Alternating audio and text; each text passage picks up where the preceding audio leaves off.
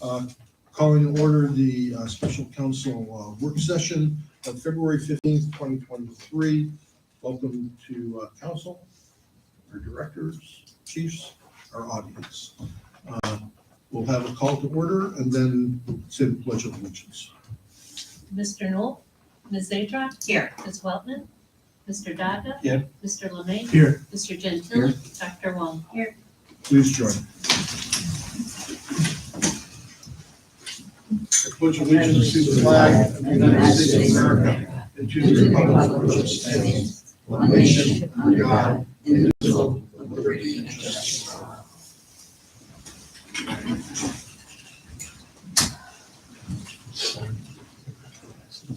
all. We have a short agenda this evening. Our first docket item is approval of the council minutes of January 18th and January 25th. Do we have a motion, please, regarding the 18th? So moved. Second. Any discussion? Not hearing any, please call the roll for approval of the minutes. Ms. Zadrock. Yes. Mr. Daga. Yes. Mr. Lemay. Yes. Mr. Gentili. Yes. Dr. Wong. Yes. Next, we have looking for a motion for the approval of January 25th meeting minutes. So moved. Second. Any discussion? Not hearing any, please call the roll for the approval. Ms. Zadrock. Yes. Mr. Daga. Yes. Mr. Lemay. Yes. Mr. Gentili. Yes. Dr. Wong. Yes. Great. Next, we'll move on to ordinance 2023-02. This is a ordinance authorizing us to accept a grant offering from the Northeast Ohio Public Energy Council, NOPEC. It's an annual opportunity that is given to this city and many others by NOPEC. Even our new council members who no longer new saw this last year, so it should be familiar to everyone. Jim, you want to speak to this? This is energy saving grant, so NOPEC tries to come up with ways, we try to come up with ways that NOPEC will to save energy, and this year our plan is to change or improve, modernize these stop areas going into the three circles here in Pepper Pike. We have 17 stop signs that are regular, and we have flashing lights above them. Our plan is to change those out and modernize them with flashing stop signs and doing away with the overhead light. So it'll save the energy that way and be more of a modern look and better operation. Okay, thank you. Any questions from council? When you say overhead light, you mean like a street light? There's an overhead flashing lights over most of our. Surprised NOPEC has money. Didn't they like fire all of their customers? They released their customers from their contracts, which was actually, and I've through necessity been following that fairly closely. When energy prices went very high last year, NOPEC was no longer able to, their contract was no longer reflective of what the market was. And there were some customers who could secure better energy prices directly from First Energy. Heads I win, tails you lose. So they actually did an okay thing, I think, by their customers and said, we're not holding you to your commitments. You will automatically default back to First Energy. They are going to be reestablishing the relationship with all those customers. I think it's in March. And they've actually softened some of the terms of the in and out, I believe, for the customers. There's still some PUCO activity going on regarding their actions last fall. That still is playing out. But yes, we were actually a little surprised to see their ability to still offer this grant. Yeah, I'm surprised too. It's okay. We'll take it. Anything else? What's the dollar amount of the grant? Was it around 19? 19 plus. Okay. I think we will suspend and vote on this. So do we have a motion to suspend? So, second. Roll call, please. Ms. Atruk, Yes. Mr. Daga, Yes. Mr. Lemay, Yes, Mr. Gentili. Yes. Dr. Wong. Yes. Thankfully, we have 5 council members here and a motion for the adoption of 2023-02. So moved. Second. Any further discussion? I'm looking your way. Thank you. I'm over here. Not hearing any, roll call, please. Ms. Atruk. Yes. Mr. Daga. Yes. Mr. Lemay, yes, Mr. Gentili. Yes. Dr. Wong. Yes. Great. Well, that actually concludes this evening's council action items. So thank you very much. We will move on to our committees. Unfortunately, Melanie is unable to be with us this evening. For the Planning Commission, we had a variance request that was tabled so that the applicant, this was for a front-facing garage and a side yard setback, and that has been tabled while the applicant secures some additional information for the Planning Commission. And the other item was an appeal of a decision of the Architectural Board of Review, and that appeal was withdrawn by the applicant. So that was not determined either.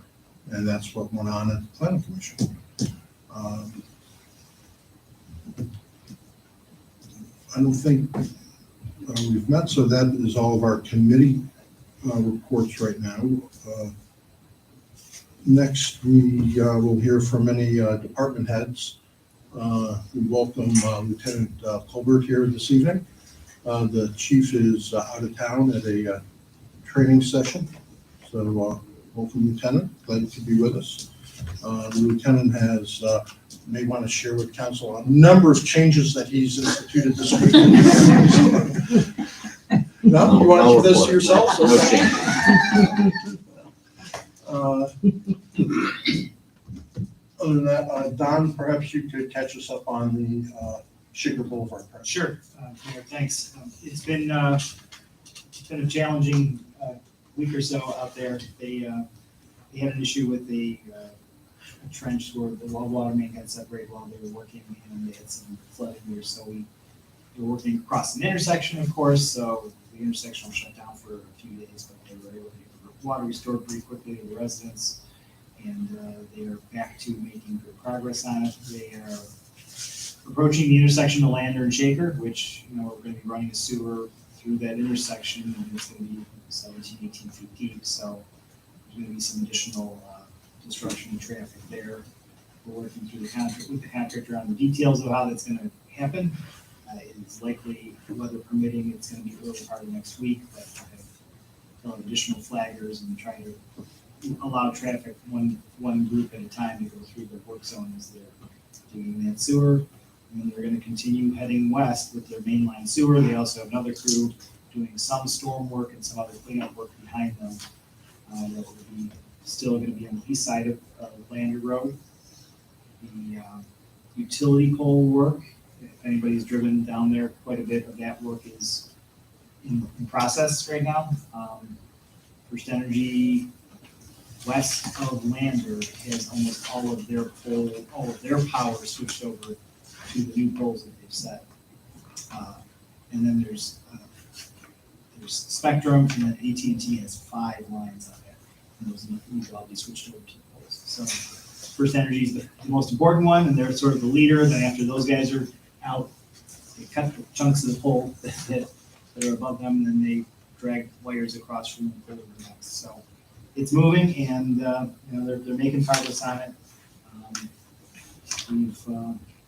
Service has been great. Whenever there's been some issue that's come up, the guys have been able to help out pitch in with whatever's going on with the contractor, and the police department's been really good in terms of being able to respond to any issues that have come up while the traffic gets disrupted. Out of curiosity, do they put up new wires or do they just use the old wires and move them? First Energy, I believe it's all, a lot of it's new. Some of it is reused. The other stuff is, I believe, all that's going to just be relocated. And not replaced. There are portions that have to be replaced because the wire may not be long enough. Did they hit the water line? They supported the water line while they crossed it, and they had about 20 feet down, they hit sort of an underground spring, and that created some additional collapse of soil. And so the water line that they had supported all of a sudden sank just a little bit, and it wasn't in great shape to begin with. So it cracked it because it had no support. A little bit of, lost some of the support, and it likely cracked because of that. So, but pretty quickly, when it happened, we didn't know exactly how much of the leak it was until it's fully exposed. When Cleveland Water was able to get out there, they were able to isolate it and then very quickly restore water to everybody's. Yeah, it was actually within 3 hours, plus or minus, that Cleveland Water was able to be here, resolve the issue. And so thanks to Cleveland Water certainly for their very prompt response to this. And thanks also to both Don, he had his folks out there monitoring and dealing with this. Service department was terrific, dealing with it. The police department, Lieutenant Colbert, initiating, helping all the departments get out the public messaging regarding a temporary close down of Shaker Boulevard because of the situation. So it was a nice team effort to see the response to this abrupt issue. Unfortunately, whenever there's an issue in the midst of this construction, it is often, there's a certain immediacy to it.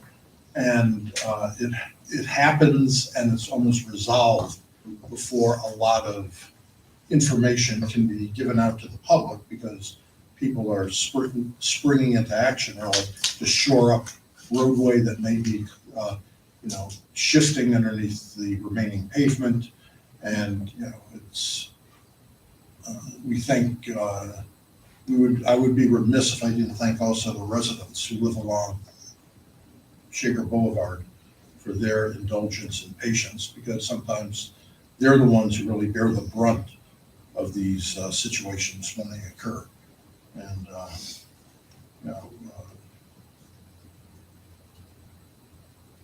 by far, almost everyone along that roadway has been very patient and accommodating and recognizing that they are, for the time being, living in the middle of a construction zone and things happen. And I know the schools have been very successful, I think, in navigating this and getting their school buses down Shaker Boulevard. So there is actually a lot of planning. Again, thanks to Don, Service, the police, fire, for their coordination of making sure that this project progresses and people are not, other than inconvenienced, but they're not in their lives by and large, are delayed somewhat, but they're not put aside. So that's a good thing. So we thank the residents for their patience. Anything else about the project? We're just gonna keep making progress on it, and hopefully they're gonna continue. It's a little less deep and a little easier digging on the second half, and we're hoping that goes pretty quickly. Well, we can't really put the storm line in until these utility poles get moved, right? Correct. So they are finishing the poles on what is the western piece, and then they're going to immediately start working on the poles on the eastern half. And then right as those poles are being taken out and moved, the contractor will start on the storm. So they haven't started the storm yet.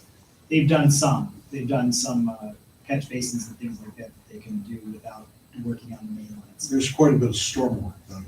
There's still a fair amount. Again, the storm isn't as deep, although it's, it's the same length, almost as the sanitary. It's not as deep of an excavation, so it should be. Don shared a photograph with me last week of one of the deepest points of the excavation.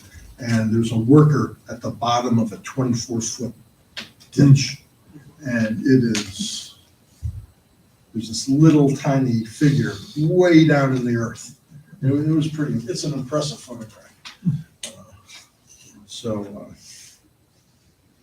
Apparently the engineering so far as the excavation is working. Good job, this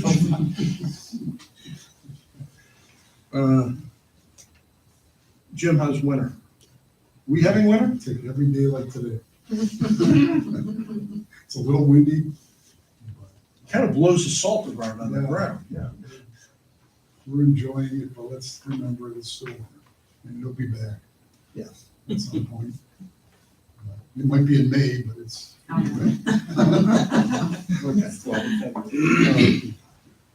Okay. I share with council, I do receive periodically letters, and I got one last week from someone just praising service and how they couldn't believe how frequently they see the snowplows going up and down their very small side street.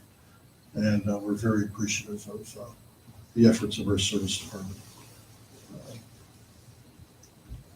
Other than that, I don't think fire chief has anything this evening, so we'll move on to any comments of mine.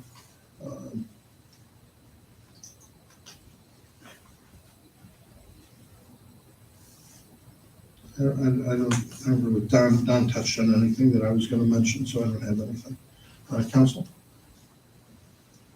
One question. Yes. I know the survey was completed at the end of last month. Do we know when the analysis? Right, they said it'll take them at least a month, so I'm looking, and I think Emmy and Mano, again, who are in this effort, we were looking towards early, mid-March, hopefully, I think. They said it would take at least a month. So that's about all I know to update you. Do we know what the final number ended up? How many responses on that? We did, it was it 1,400? I think it was like 1492, like we were just shy Oh, of 15. 1,500. Oh, Don't quote me on that number, but Yeah, it was more than pretty 1,400 impressive. responses. Out of adults in the city, residents, that would be roughly half-ish. You know, potentially it's half of the households, but we don't know how many of those are duplicate of a single household. Okay. It's Households are about 3,000, roughly, rough and dirty. 3,200 maybe. Rough and dirty, yeah. Okay. Yeah, it's it's interesting compared to the last survey that the city performed on its own, where there were about 900 or so responses, but that survey was open it was open for about 2 weeks. This one was open about a month. This one had, a harder press on promotion, where we relied particularly on our emails the first time. So it's not unexpected that there would be more responses, but I think proportional to the time period involved and the amount of promotion, it all seems pretty in line with itself to me. We'll see. Anything else? Audience comments? Good evening, Marianne. How are you? Aren't the Cavs playing tonight? Yes, they are, and so I'm glad this meeting is short. They started at 7:30. I'll be home in All 3 right, minutes. well, it's all up to you now, Marianne. I know. Well, actually, you answered my one question because I was going to ask you about survey results. And my other question was, whatever happened about the funding for Gates Mills Boulevard? We have not heard a response from the state yet. Okay, go Cavs. Okay? You don't have to wait till I bang the gavel if you want to go to the meeting. Again, you can. Anyone else? All right. Hi, I'm Jean Gascoigne, I'm West Edgewood, and I have a question about the circles, that is so exciting. All of the circles are gonna be redone, updated. No, you wasn't talking about that. Oh, What he was saying was that you know how we go to places where there are flashing lights and things and where stop signs are? Many of those are gonna be replaced. Oh, like the ones that we've had that are so helpful? Yeah. Okay, all right. Yeah. Well, the circles are coming up, right? Hopefully. All right. Okay. And with that said, I guess we stand adjourned.